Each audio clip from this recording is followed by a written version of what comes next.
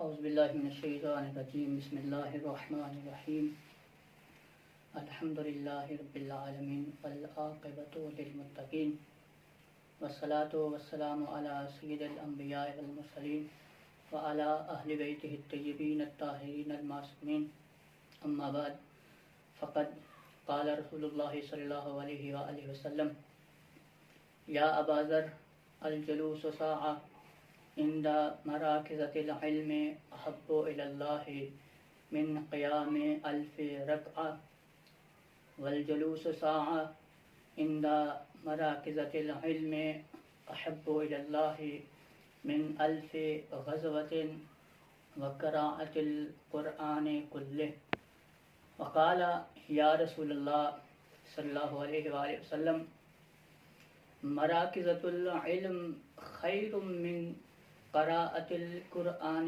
کلہ فقال رسول اللہ صلی اللہ علیہ وآلہ وسلم یا ابا ذر الجلوس ساعۃ عند مراکزۃ العلم احب الی اللہ من قراءۃ القرآن کلہ 12,000 مرہ یا ابا ذر ساعۃ عند مراکزۃ العلم خیر لک من عبادۃ السنہ قیامها قیام نہارها وقیام لیلها والنظر الى وجه العالم خیر لک من عتق 1000 رکعہ۔ سب سے پہلے میں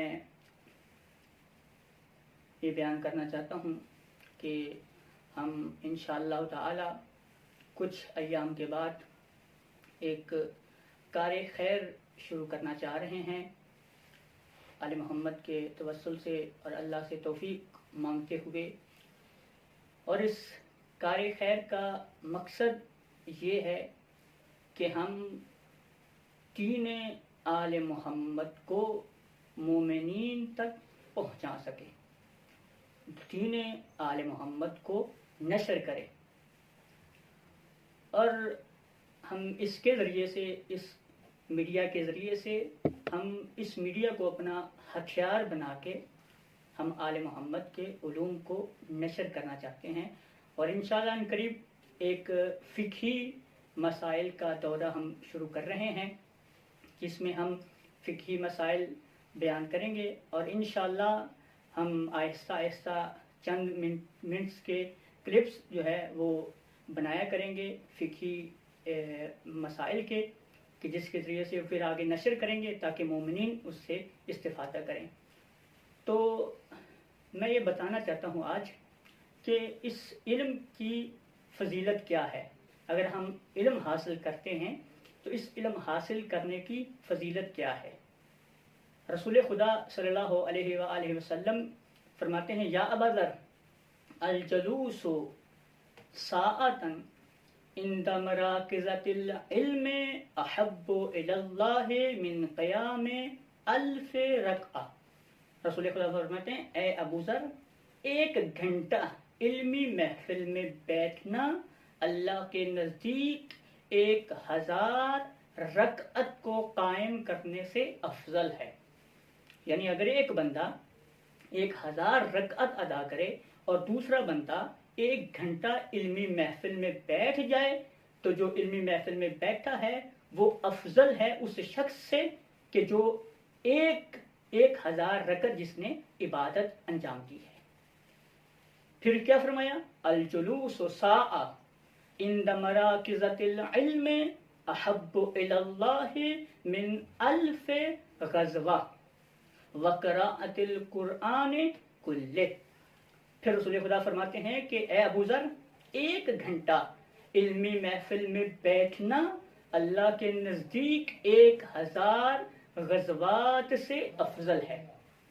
کہ بندہ 1000 غزوات جنگ میں جائے، لڑے، اور دوسرا بندہ فقط 1 گھنٹہ علمی مرکز میں بیٹھ جائے، علمی محفل میں بیٹھ جائے، تو وہ غزوات جو جس نے 1000 جنگیں لڑی ہیں اس سے وہ بندہ افضل ہے جس نے 1 گھنٹہ علمی محفل میں گزارا ہے۔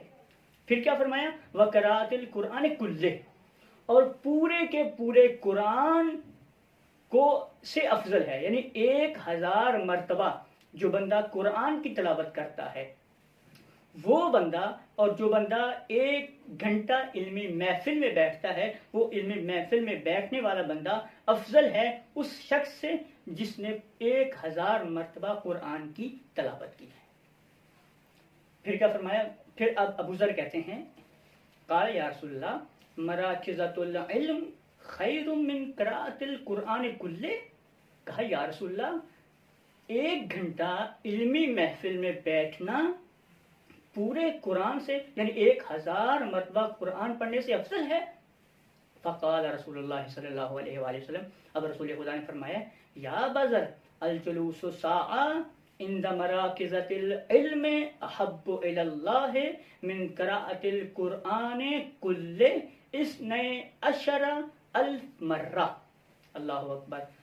کہا ابو ذر 1 مرتبہ یعنی 1000 مرتبہ نہیں، بلکہ جو بندہ علمی محفل میں بیٹھتا ہے فقط 1 گھنٹہ، وہ اس طرح ہے، یعنی اس کا ثواب اتنا ہے کہ جو شخص 12,000 مرتبہ قرآن کی تلاوت کرتا ہے اس سے افضل ہے۔ یعنی ایک بندہ قرآن کی تلاوت کرے 12,000 مرتبہ اور ایک بندہ فقط 1 گھنٹہ علمی محفل میں بیٹھ جائے، وہ علمی محفل میں بیٹھنے والا بندہ اس شخص سے افضل ہے کہ جس نے 12,000 مرتبہ قرآن کی تلاوت کی ہے۔ پھر کیا فرمایا؟ یا بازر ساعۃ عند مراکزۃ العلم خیر لک من عبادت السنہ صیام النہارها وقیام لیلها۔ فرمایا کہ جو بندہ 1 گھنٹہ علمی محفل میں بیٹھتا ہے وہ اس شخص سے افضل ہے، برتر ہے کہ جس نے پورا سال عبادت میں گزارا، ایسی عبادت کہ جس کی راتیں قیام کر کے گزری اور جس کے دن صوم کی حالت میں گزرے۔ جس نے روزے رکھے، دن کے وقت روزے رکھتا ہے اور رات کے وقت ساری رات عبادت کرتا ہے، کتنا؟ 1 سال، اور وہ پوری 1 سال عبادت کرتا ہے، اور وہ شخص اس سے افضل ہے کہ جو 1 گھنٹہ علمی محفل میں بیٹھتا ہے۔ اللہ اکبر۔ پھر کیا فرمایا؟ اب یہ تو علم کی تھی کہ جو بندہ علمی محفل میں بیٹھتا ہے اس کی اتنی فضیلت ہے۔